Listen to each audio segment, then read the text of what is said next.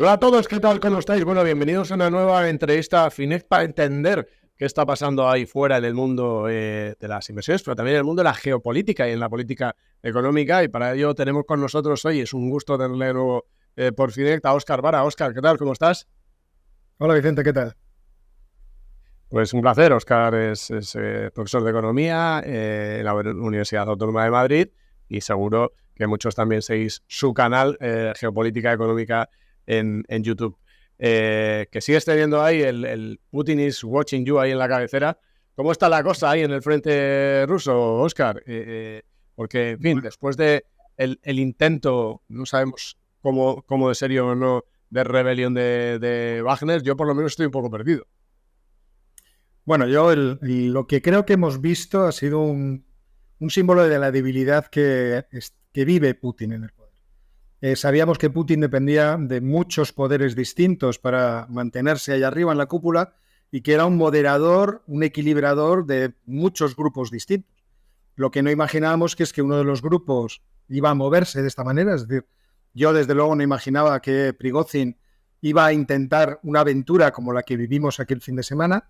Sí pensaba que las declaraciones de Prigozhin eran tan sumamente subidas de tono contra el Ministerio de Defensa y contra el Ministerio de Defensa que en algún momento Vladimir Putin decidiría cortarle por lo menos la presencia pública. Pero lo que hemos visto es que una vez que él se sublevó, que Wagner y Prigozhin se sublevan, las consecuencias no han sido ningunas. O sea, sabemos que 5 días después se reunieron, sabemos que la mediación de Lukashenko, del presidente de Bielorrusia, deja en buen lugar a Lukashenko, que le da una cierta ventaja, pero también vemos lo que es la debilidad de Putin, que no es ni siquiera capaz de cortar de raíz, por así decirlo, al rebelde, sino que se reúne con él, tiene que discutir con otros, y ahí lo que yo creo que vemos es ese balance de poderes en el que claramente Prigozhin pertenece a uno de ellos, exige además que se corte la cabeza de otros, y que ahí es la posición de Putin es ser una especie de árbitro que no tiene toda la capacidad de decisión que yo creo que le gustaría. ¿Pero para Putin es un mal menor seguir así o porque entiendo que si uno aspira a ser el superlíder mundial, estar jugando a calmar los intereses de unos y otros tampoco tiene especial atractivo? No, pero que esto viene de muy lejos. O sea, aquí las dos facciones que se han peleado son, por un lado, la facción que viene con él de empresarios desde San Petersburgo, principios de la década de los 90, que le han apoyado en todo, pues los hermanos Rothenberg, los hermanos Kovalchuk, Prigozhin. Ahí existe un grupo de individuos que ha jugado a todo lo que quisiera jugar Putin sin pedir en realidad nada a cambio, pero recibiendo muchos beneficios económicos, y que son sus amigos, son un grupo fiel y leal.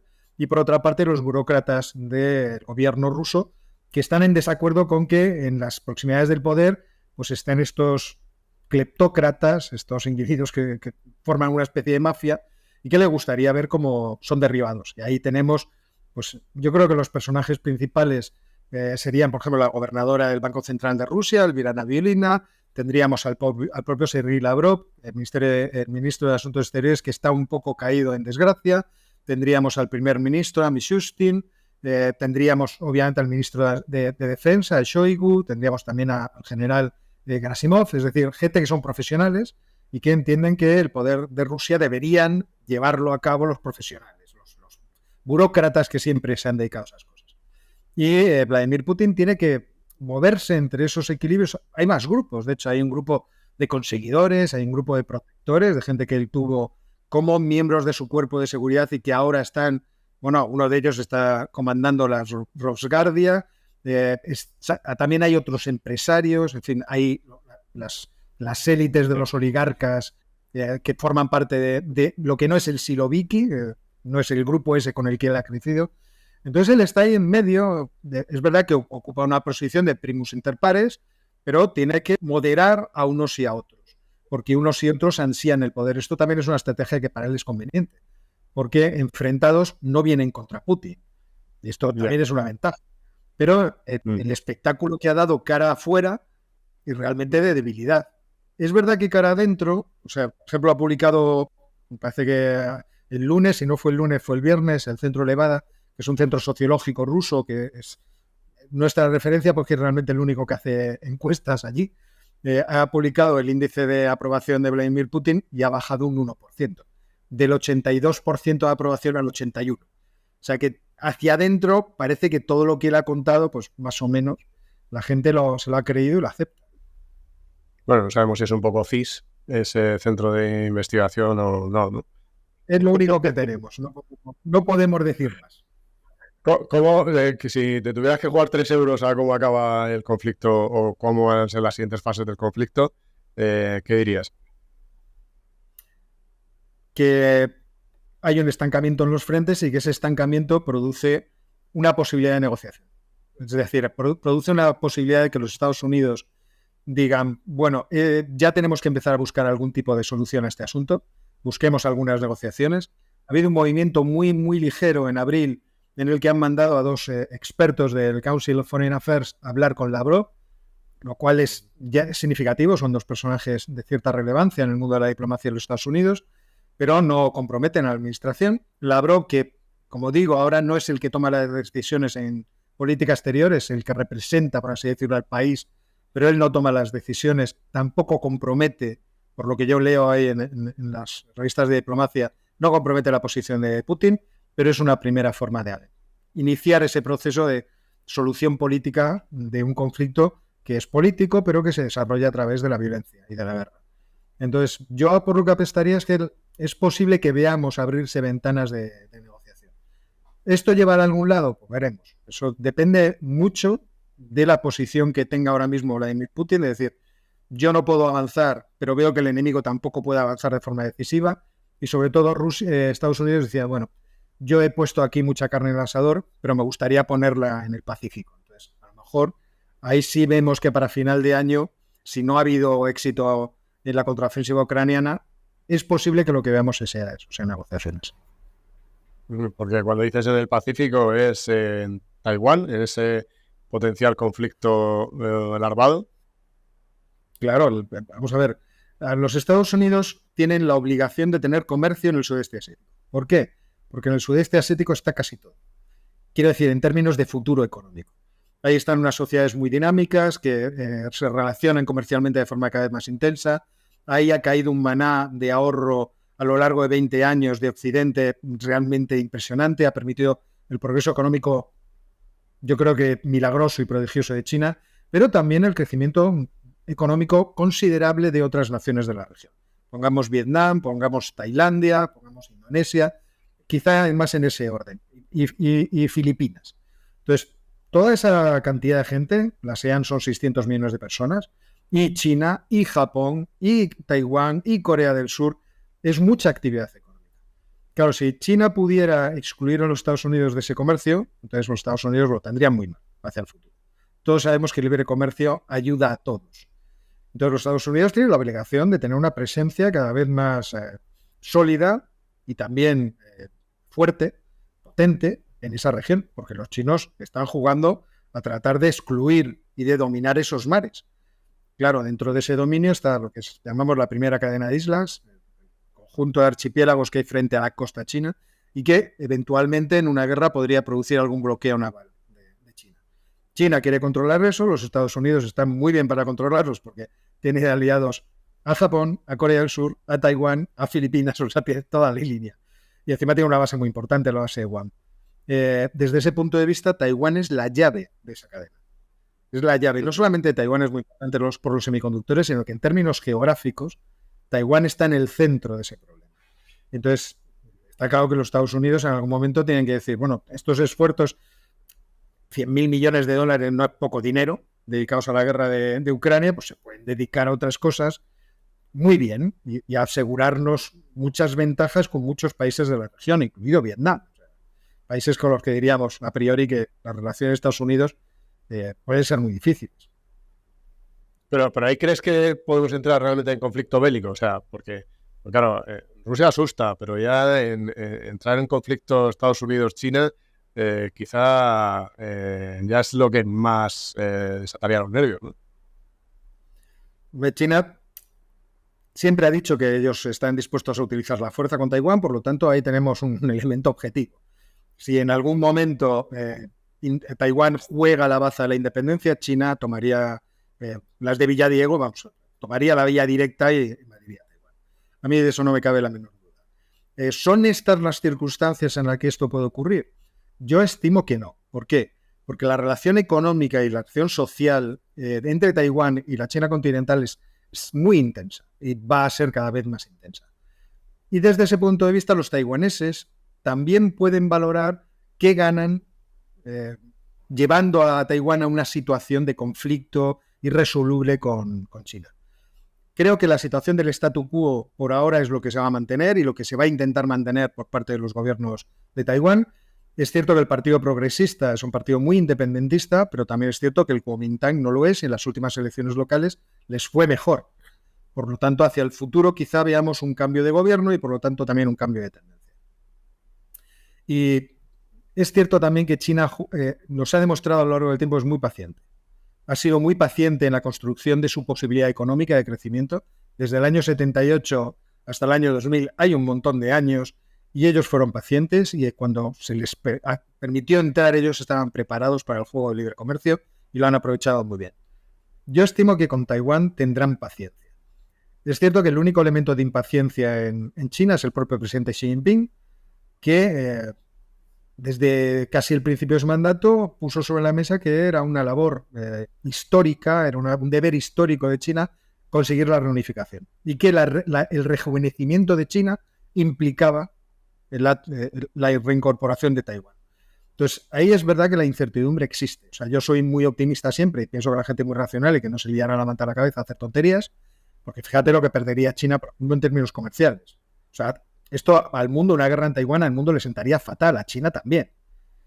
Y por eso pienso que no lo harán. Pero tenemos que contar con esos dos elementos. Una parte, la asertividad china, oiga, si van ustedes a la independencia yo os te lo pillo. Y por otra parte, las prisas históricas que pueden en algún momento tomar o sentir Xi Jinping, que vete todo a saber lo que eso se puede derivar de eso. Pues hemos visto lo de Ucrania, que de cierto modo también es una cuestión de prisas históricas. Lo que no sé es China hasta qué punto, ¿no? Porque la decepción de este año puede influir en este movimiento, ¿no? Porque para mucha gente China este año va a ser el gran protagonista del crecimiento mundial después de la reapertura post-COVID. Está creciendo, pero no, desde luego no a los niveles que se esperaba. Y no sé hasta qué punto eso genera en esa paciencia pues un poquito de fuego adicional que puede sobrecalentar la olla. Vamos a verlo, porque claro, China sufre muchos problemas ahora mismo en términos económicos derivados de cómo ha crecido. Ha crecido con un gran endeudamiento, un endeudamiento que la gente trata de minusvalorar porque cuando ves la proporción de la deuda pública respecto del Producto Interior Bruto es muy baja, pero siempre se olvida que la mayor parte de la deuda de China es de los gobiernos locales y regionales, que principalmente a través de empresas que son públicas, ha construido todas las infraestructuras habidas y por haber, las que se necesitaban, las que no se necesitaban, ciudades enteras inhabitadas y habitadas. Entonces eso produce una gran tensión ahora mismo en el sistema financiero chino, que constantemente está siendo ayudado por el Banco Central de China con todo tipo de medidas de liquidez. Se bajan los coeficientes de caja, se pone dinero en circulación, se abren líneas de crédito. Realmente ahí tienen un problema. Y es un problema de grandísimas dimensiones, porque en términos de deuda total, privada y pública, China tiene el mismo nivel de endeudamiento que los Estados Unidos. No tiene un nivel de endeudamiento menor. Deben de estar los dos rondando el 300% del Producto Interior Bruto. Entonces, ahí tienen un problema objetivo. Luego han tenido el problema de los confinamientos. La salida de los confinamientos todos pensábamos que sería mucho más explosiva y no lo ha sido. Parece que el ciudadano chino medio no está por gastar cómo está el ciudadano español medio. Es una cosa realmente llamativa. Yo este fin de semana me he ido de excursión entre Cáceres y Salamanca y bueno, de encontrar un restaurante te tendrías que abrir paso con una espada. O sea, en el caso de China parece que esto no está incrementándose igual. También es cierto que en otras regiones del mundo, por culpa de la guerra, el crecimiento económico es mucho más lento. Y también las exportaciones chinas se están resintiendo por esa vía. Entonces estamos viendo muchos puntos en los cuales China demuestra sus debilidades. ¿Eso quiere decir que China vaya a decrecer? Pues ya sabemos que no. Pero que no va a crecer en los niveles que a ellos les convenían para reducir, por ejemplo, sus niveles de desempleo o mantenerlos tan bajos. Pues ya vemos. Además, fíjate, solo un detalle. ahora mismo estamos casi en deflación en China, si no estamos en deflación. El otro día estaba mirando yo datos, es verdad que últimamente miro demasiadas cosas y me mareo un poco, pero yo creo que estamos prácticamente en reducción de precios.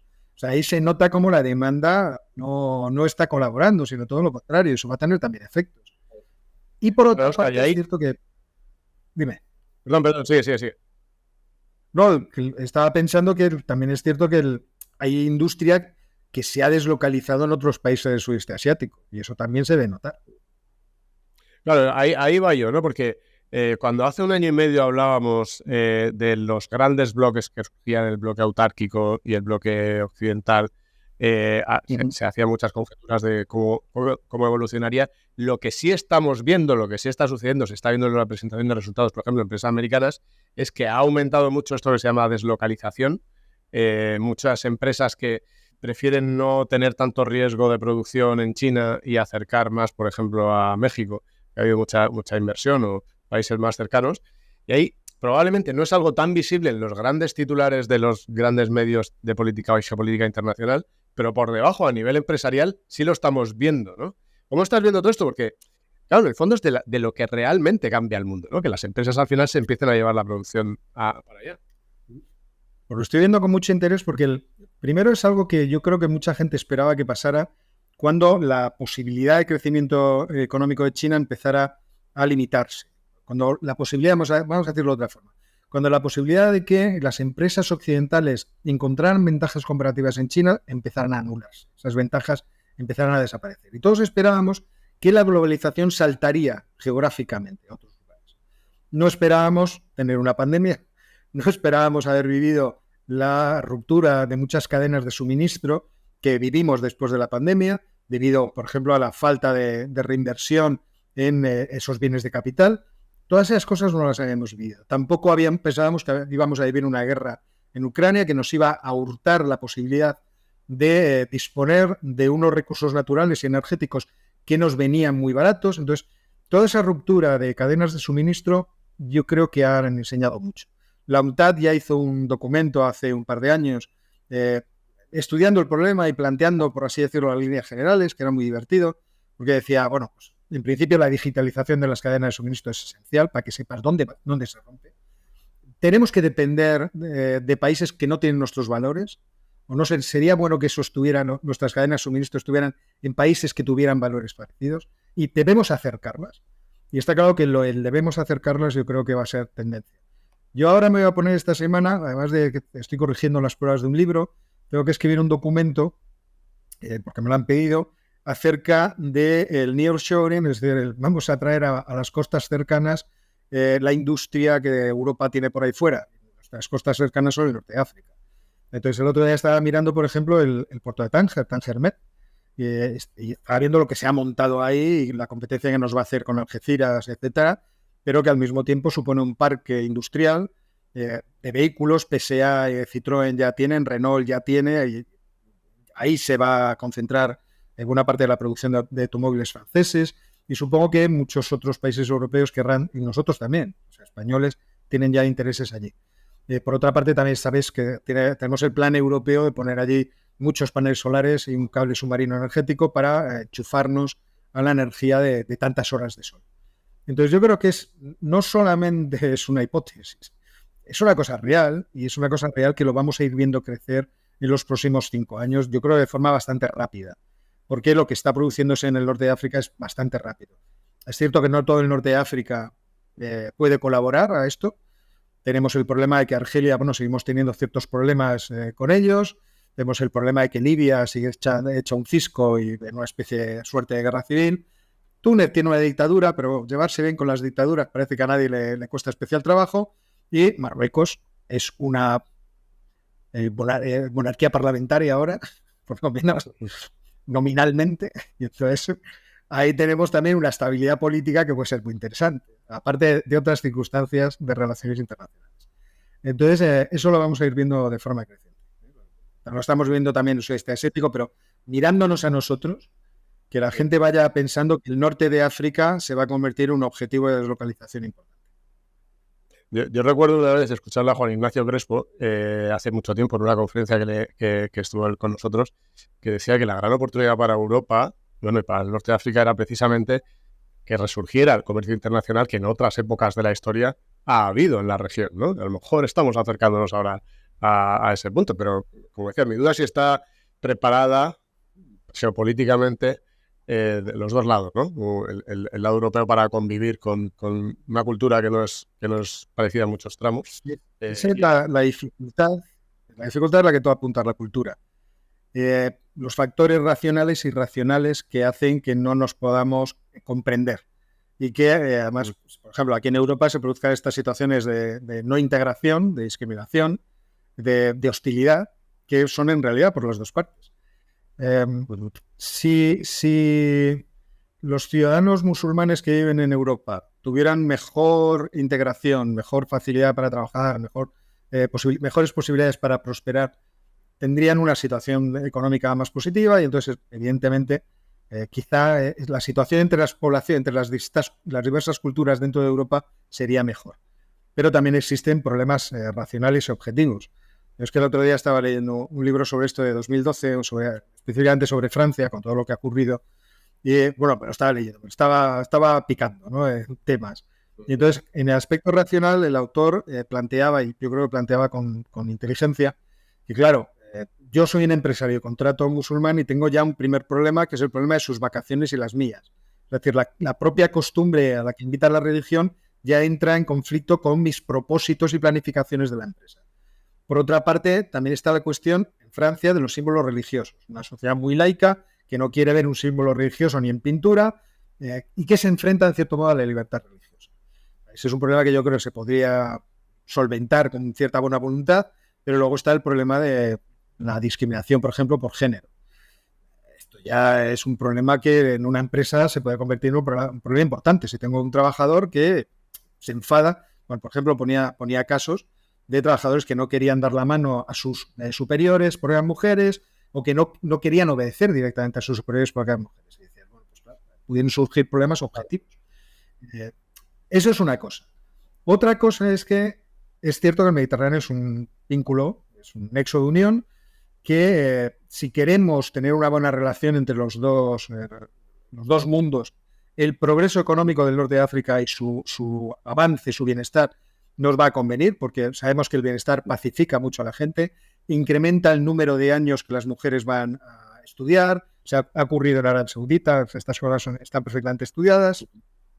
Por otra parte, si en algún momento África, en su crecimiento demográfico, se acaba convirtiendo en una amenaza, los primeros que están en la primera línea de ese problema son los países del norte de África. Luego está el Sáhara, pero los primeros son ellos. Entonces, la colaboración entre los dos lados va a ser imprescindible.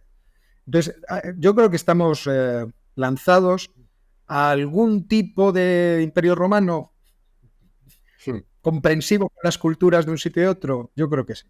Creo que no me extrañaría que se fuera al futuro. Y a una posible futura muy lejana integración del norte de África en la Unión Europea, si es que a ellos les interesara. Yo entiendo que también. O sea, que hay caminos interesantes. Antes de volver a Europa ya para terminar en la conexión con Rusia, el año que viene, dentro de un año y poco más, tenemos elecciones en Estados Unidos. Por si falta algo en la paella.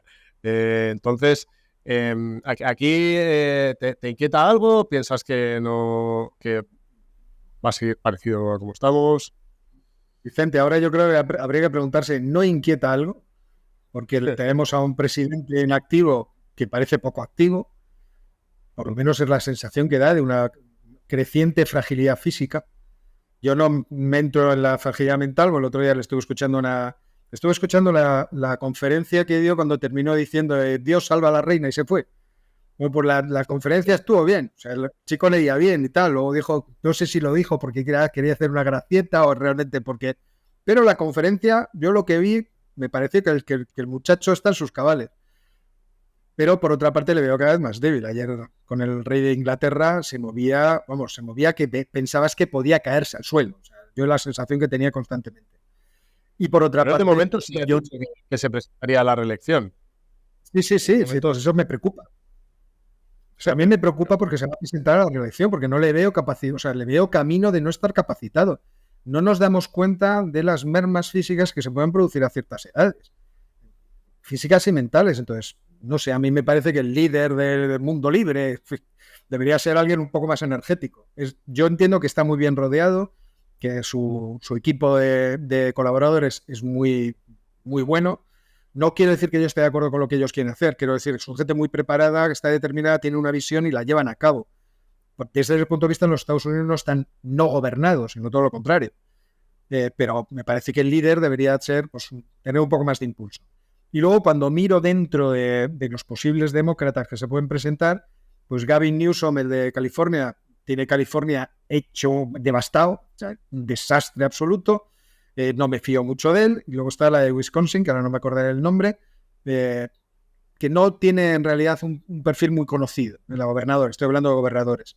Y luego tenemos el bando republicano. El bando republicano parece que Donald Trump es el que tiene más ahora mismo más predicamento. Ron DeSantis puede ser un competidor, pero a mí no me gustó la política internacional de Donald Trump. Fue agresiva y combativa contra nosotros. O sea, mucha gente dice, bueno, la guerra comercial la hizo con China. No. Nos clavó unos aranceles del 14 a todos nosotros. Tuvo la advertencia de que no os fiéis de Rusia, que tenía toda la razón del mundo, pero fue muy agresivo contra los intereses económicos europeos. Entonces yo prefiero tener algún tipo de acuerdo de libre comercio con los Estados Unidos a tener aranceles, que es lo que nos trajo el buen Donald. Entonces, desde ese punto de vista, yo no veo por ahora candidatos que digas tú, pues me dejan tranquilo. Ya, hombre, en el lado republicano es que realmente ahora mismo hay un vacío, ¿no? Porque, hombre, yo no sé si Trump, con los procesos judiciales en marcha, acabará teniendo alguna opción. Me cuesta pensarlo, pero claro, hemos visto tantas cosas, Óscar, que no lo sé. En principio, todo lo que dicen es que si caen los que están abiertos, no habría ningún problema. O sea, si se le condena. ¿Por qué puede presentarse? Lo que pasa es que puede llegar condenado o puede llegar incluso con los procesos abiertos. Y en ese caso se abren posibilidades muy divertidas. Porque Donald Trump tendría, al parecer, ahí hay discusión entre los constitucionalistas de Estados Unidos de América, tendría la posibilidad de autoperdonarse, que ya me parece el colmo. O sea, me voy a autoindultar. Entonces, claro, y además lo justificaría como todos pensamos. Esta persecución que me han hecho, pues injusta, la corto yo aquí porque tengo el poder. Entonces ya veremos. No, o sea, pero fuente de incertidumbre parece muy clara el próximo año, ¿no? Salvo yo creo que sí. Mucho la Biden y no surjan alternativas. Vamos a terminar en Europa porque lo que nos preocupaba, además de, lógicamente, el conflicto en sí mismo, hace un año y medio sobre todo, era también esa parte económica del conflicto y cómo podía afectarnos desde el punto de vista de la seguridad, del gas, la seguridad energética sobre todo. Y uno tiene la sensación de que tampoco ha pasado mucho, ¿no? Se dice que por el invierno más cálido en Europa, ahora tenemos las reservas muy altas, con lo cual, salvo que fuera un invierno devastador, tampoco sería una cosa dramática. Se hablaba mucho de las empresas, la gran industria alemana, si tenía que hacer ahorros, que afectaría mucho al crecimiento. Hombre, parece que algo ha afectado, pero tampoco ha sido una hecatombe. Entonces, no sé si sobreponderamos o si sobreestimamos el impacto hace un año y poco, o ahora estamos siendo demasiado cautos mejor dicho, demasiado tranquilotes con la situación. Cosas que sabemos. Sabemos que alguna parte de la industria muy intensiva en consumo de energía se ha ido o tiene intención de irse. Es decir, ve hacia el horizonte un futuro de gas natural licuado que yo entiendo que piensan que va a ser más caro que lo que antes recibían a través de los gasoductos, y eso puede afectar en algún sentido al crecimiento económico de Alemania, pero no sería una cuestión devastadora. Y lo que hemos visto ha sido una reducción del consumo de energía, de gas natural por parte de la industria alemana, tremendo, brutal. En gran medida, no en estas que son muy intensivas en consumo, pero en gran medida manteniendo la producción, es decir, con soluciones de quemar carbón, de quemar todo lo que sea menos quemar el gas, que les ha permitido seguir produciendo, pero aún así Alemania está en recesión técnica y seguirá seguramente en el próximo trimestre también reduciéndose. Yo por lo menos esto es lo que veo que están esperando algunos de los institutos económicos de Alemania. Es decir, ese golpe se ha producido y es un golpe que hay que tener en cuenta. Pero es cierto que lo que tú decías, el invierno más cálido, el gas natural licuado que podíamos comprar porque China no lo demandaba, esas situaciones nos han convenido y nos han venido especialmente bien. Ahora lo que habría que estar es corriendo mucho para buscar otras fuentes de energía alternativas que permitan a Alemania tener lo que es la fuente de soporte en el caso de que las energías renovables no vayan a poderse utilizar por la razón que sea, que no sopla el viento, que hay muchas nubes o que hay un volcán, yo qué sé. Entonces es cierto que desde ese punto de vista los alemanes han corrido mucho para tener sus regasificadores flotantes de tal forma que, bueno, una quinta parte o más de una quinta parte del consumo de energía de gas natural que venía de Alemania ya lo tienen cubierto. Y eso es lo que les permite rellenar los depósitos y seguir rellenándolos en caso de que cuando venga el invierno y vayan reduciéndose, pues seguir teniendo ahí un aporte que sea importante. Pero aún así Alemania vemos cómo pues ha caído un poco en su actividad. ¿Qué pasa en el resto de los países? Es cierto que aquí somos muy variados. Francia tiene que resolver muchos problemas sociales y muchos problemas con su energía nuclear, pero no parece que la cosa les haya ido mal. Y España, yo creo que con la excepcionalidad ibérica y con el ansia y el ímpetu y el hambre que tienen los empresarios españoles, ha conseguido incrementar sus exportaciones muy significativamente. Y además los fondos europeos han ayudado mucho tanto a las cifras de crecimiento económico como de empleo. Dios quiera que todo ese dinero se esté gastando en industria de futuro y que por lo tanto nos dé también una posibilidad hacia el mañana, con un gobierno que dé un poco más de facilidades a la empresa para que esté más cómoda y pueda seguir ese camino de convertirse en exportadora. Porque acuérdate, en las sucesivas crisis que hemos tenido en este milenio, hemos visto cómo los exportadores no habituales crecían de forma muy llamativa. Cada vez que se caía aquí la actividad, el productor español que no exportaba se salía a donde fuera. Hablaba el idioma que fuera necesario y vendía. Y yo creo que eso es lo que estamos viendo ahora mismo. O sea, ves las cifras de exportaciones y estamos, creciendo de forma, yo creo que muy considerable. Y en parte también yo creo que se debe a que aquí el coste energético durante muchos meses lo hemos tenido mucho más contenido que en el resto de Europa. Yo creo que tenemos posibilidades para los próximos años de seguir haciéndolo bien si tenemos un gobierno razonable que permita un ecosistema empresarial que a la gente le dé cancha para trabajar. ¿Qué dirías que espera la comunidad internacional de las elecciones en España? Por las conversaciones que tú tienes, por lo que lees. No creo que estén especialmente preocupadas. Yo lo que he leído es que la gente no está especialmente preocupada. Porque el gobierno de Sánchez no ha sido un gobierno catastrófico. Visto desde fuera, no ha sido catastrófico. Sánchez es un aliado fiable, es apreciado en la Unión Europea, está la verdad. O sea, podemos decir lo que queramos del presidente Sánchez, pero fuera es bien visto. Y sus datos económicos, pues están bien. Oiga, no veo yo lo veo desde fuera y digo, bueno, que os habéis recuperado los últimos. Pues es que sois España, o sea, tampoco me va a sorprender especialmente. Pero veo el mercado de trabajo que va bien, el año pasado crecisteis bien. Bueno, pues más o menos no habéis convertido esto en un desastre. Y si viene Feijóo, pues esperarán algo mejor. Algún tipo de gestión más eficiente en lo económico, que aproveche más las oportunidades, mejor dicho, que dé más posibilidad de que los empresarios aprovechen sus oportunidades y, por lo tanto, desde el punto de vista que puede incluso haber más crecimiento potencial. El problema de cualquier forma de España es un problema que los dos grandes partidos tienen en su programa electoral, que es el problema de la estabilidad de las finanzas públicas hacia el futuro. O sea, ninguno de los dos partidos ha dejado de decirlo en su programa electoral. Porque este es el problema que tenemos y otra cosa es que ellos vayan ¿cómo decirlo?, a ir a por él con decisión. Porque tenemos una deuda muy elevada. Yo a la gente le propongo siempre, mirad el valor absoluto, porque es cierto que ahora con el crecimiento del Producto Interior Bruto del año pasado, pues vemos cómo reduce el porcentaje respecto del PIB, y eso está muy bien, pero seguimos acumulando deuda. O sea, y ese acumular deuda es un problema para las generaciones futuras. Y fijaos en el déficit, como, el 4% me parece es un clásico. Ahora estamos, me parece que en desestacionalizado podríamos llegar al 3,1%, pero hay instituciones que no se lo creen, que creen que seguiremos en el 4%. Y eso es un problema en un país que va a gastar mucho dinero en pensiones, que va a gastar mucho dinero en sanidad pública por el envejecimiento y que le va a quedar en la hucha poco dinero para otras cosas. Y por lo tanto, con el problema que tenemos de vivienda, de salarios bajos, de falta de productividad, estamos en una situación que nos conviene empezar a hacer sólida la situación financiera hacia el futuro. Bueno, de todo lo que hemos mencionado, ¿qué te inquieta más para el segundo semestre y para 2024? Y con esto terminamos. ¿Qué me inquieta más para el segundo semestre?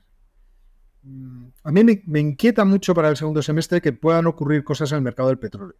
Porque está todo el mundo muy interesado en la OPEP por contraer la producción, pero hemos tenido hasta ahora la ventaja de que Rusia no le convenía reducir la producción y teníamos la expectativa de qué podía hacer China. Si China se lía a producir petróleo y los rusos no bajan, entonces, fíjate, yo creo que podemos tener un final de año bastante tranquilo, en todos los sentidos. El problema de la guerra de Rusia parece bastante estable. No creo que los rusos no vayan a prorrogar el acuerdo de los cereales, con lo cual el asunto de los alimentos pues se mantendrán los precios más o menos que tenemos ahora, que no son para tirar cohetes, pero no habrá esos repuntes. Entonces podríamos ver que ni siquiera por el lado de la energía tendríamos problemas. Entonces, por ahora yo no sinceramente, para lo que queda del año no estaría especialmente preocupado. El año 2024, pues ya veremos. O sea, es que tú te sientes con ganas o con tranquilidad de decir, más o menos esto continuará igual. Es que llevamos unos años que no puedes decir cada 2 años pasa algo. Entonces puede ocurrir cualquier tipo de catástrofe que no nos imaginamos. Entonces yo a ese medio plazo prefiero ni verlo. Pero yo pienso que hasta fin de año es posible que esto se mantenga como está, que no es poco. Bueno, a ver si es así y a ver si mejora un poquito la situación en Ucrania, que será bueno para todos. Así que bueno, Óscar, que muchísimas gracias por tu tiempo una vez más. Y nada, nos emplazamos eso. Volvemos a hablar más adelante ya con más cercanía a 2024 a ver qué tenemos ahí. Oye, a ver si os puedo visitar en vez de hacer estas cosas online, que es más agradable veros. Desde luego, la próxima te vienes por el estudio. Muchísimas gracias, Óscar. Gracias a ti, Vicente. Bueno, muchísimas gracias a todos que habéis seguido esta conversación con Óscar Vara. Ya sabéis, dejadnos vuestras opiniones de los temas de los que hemos estado comentando. ¿Cómo lo veis vosotros? Os leemos en los comentarios y nos vemos ya en el siguiente vídeo cine.